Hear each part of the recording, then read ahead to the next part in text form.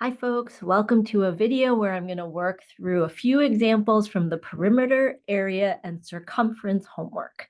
And so we're going to start by taking a look at question number 1. So question number 1 says, find the perimeter and the area of the figure pictured below. And so before we dive into the actual computations, I want to talk about the word perimeter and I want to talk about the word area, okay? So perimeter, when I'm thinking about perimeter, I'm really looking at how long is it around a shape, right? So we're going all the way around a shape. And then the area is like how much space there is inside the shape, okay? So we're looking at how long around versus how much space. And those are two different concepts, okay? All right, so let's take a look at this picture. And we're going to start by finding the perimeter, okay? So we're going to start by finding the perimeter. And to find the perimeter, I actually need to trace all the way around this shape, okay? Now, we have this side, this side, this side, this side, this side, and this side, okay? So we have 1, 2, 3, 4, 5, 6 sides of this sort of like two rectangles stuck together, okay? Now, I know how long 4 of the sides are. So I know this one, I know this side, I know this side, and I know this side. But the 2 that are left highlighted, I don't know how long those are yet, okay? And so we're going to go ahead and find, this side first, okay? So I know that this yellow piece plus this blue piece here, together, they have to give me the same length as this green piece, okay? So what I'm going to do is I'm going to set up a little equation. I'm going to say 3.7 plus, let's call the yellow one x equals 8.3, okay? So this is my 8.3. This is the one I don't know, and this is the one that I do know from that part, okay? Now, we can find out what x is just by subtracting 3.7 from both sides, okay? And when I do that on my calculator, I get 8.3 minus 3.7 gives me 4.6 meters, okay? So I know that this yellow side is 4.6 meters. Okay, so now let's find the other missing side, okay? And I'm gonna go ahead and do a little bit more color coding. So let's go with this side is gonna be purple, all right? And that purple side plus this red side over here, we want to see that it equals this orange side, okay? And so we're going to set up an equation again, and we'll have 3.8 plus, let's call this purple side y, is going to equal 10.2, okay? So again, this 10.2 is the orange side. We have our y is the purple side, and then the red side, oops, our red side is that 3.8, okay? Now to find out how long y is, we can subtract 3.8 from both sides. And we get y equals, and on my calculator, I get 10.2 minus 3.8 is going to give me 6.4 meters, okay? And so that means that this purple side here is 6.4 meters. And now that I've got all the sides colored, to find the perimeter, I'm literally going to add up all 6 of these numbers, okay? So I've got the orange side plus the green side plus the red side plus the yellow side plus the purple side plus the blue side. And that's it. That's all the way around. And so now when I add these all together on my calculator, let's see what we get. We should get 37 meters, okay? So the perimeter is, what did we say that was? How long around? It is 37 meters all the way around, okay? All right. Now I'm going to go ahead and erase the colors I have on the diagram so that I can sort of recolor them for this idea of the area, okay? So let me get rid of all these colors here. Okay.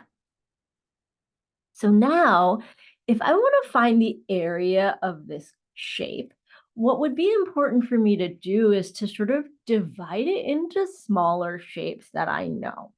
And so, for example, I can see that we've kind of got this orange rectangle here. And then separately, I have sort of this purple rectangle up here, okay? And so if I add the area of the orange rectangle with the area of the purple rectangle, I'm going to get the total area or the amount of space inside, okay? So let's find the area of the orange rectangle. And I know that's going to be length times width. And I know that can be sort of weird, but it doesn't really matter which number I put for length and which one I put for width, okay? So I can see here that I've got 8.3 across the bottom times 3.8 along the side. So 8.3 times 3.8 is going to give me 31.54 meters squared. And that's the amount of space inside that orange rectangle. But now, if I want to go ahead and find the area of the purple rectangle, I'm still going to use length times width. Okay, so this one is the purple one, but now my numbers will be different. So the length of this purple rectangle is going to be 3.7, and the width is actually going to be 6.4. 6.4 because it's just this part up here. It's not the whole 10.2. It's just the 6.4. Okay, so 3.7 times 6.4 is going to give me 20. Oh, excuse me, not 26, 23.68 meters squared. And that again is like how much purple space there is here. Okay. So to find the area overall, I'm just going to add my two numbers, 31.54 plus 23.68, and I'm going to get 55.22 meters squared. Okay. Now you'll notice that I didn't round any numbers here. I didn't take any decimals and sort of just leave them off. And you want to make sure to do the same for yours so that you can make sure you get the exact answer. Okay. Because if you round, my open math might tell you you got the wrong answer. All right.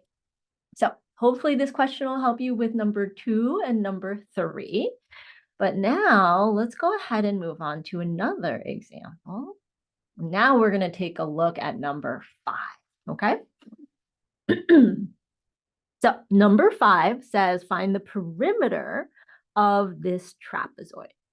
And a perimeter, just like we said before, is really just adding up the different side lengths. So this side length, this purple one, plus this orange one, plus this pink one, plus this blue one. And so if I add up those 4 sides, I'm going to get the perimeter, okay?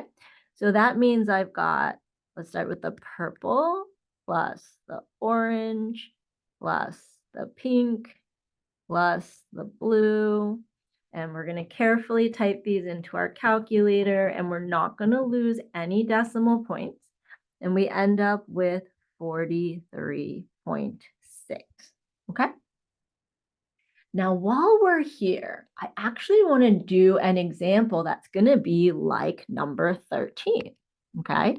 So number 13 in your homework asks you to find the area of the trapezoid, okay? Now the area of a trapezoid has a special formula, so I'm going to write it out here. Area equals, let's see, 1/2 base 1 plus base 2 times the height, okay? So now all we got to do is make sure we fill in the correct numbers. And so it turns out here that our base 1 is our 14. It's the number on the bottom that goes straight across. And our base 2 is 5.6, or the pink piece that goes across. And last but not least, we actually have a height in here. It's the one that goes directly from the top to the bottom without going sort of like diagonal. That is our height.